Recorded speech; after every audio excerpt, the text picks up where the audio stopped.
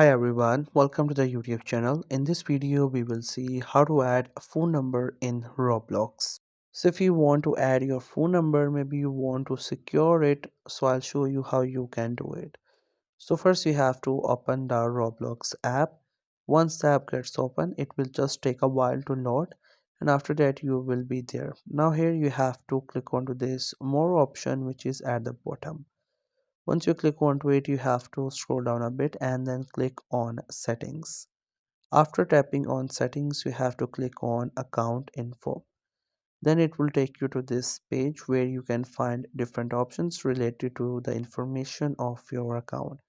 Within that, you will find the option for phone number. You have to simply click on add phone along with it, and once you tap onto it, there you will can add your phone number. But first you have to select the country where your number is from, and then you just have to simply add your contact number here.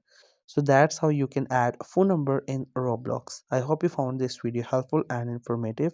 Make sure to subscribe to the YouTube channel for more informative videos, and thank you so much for watching the video.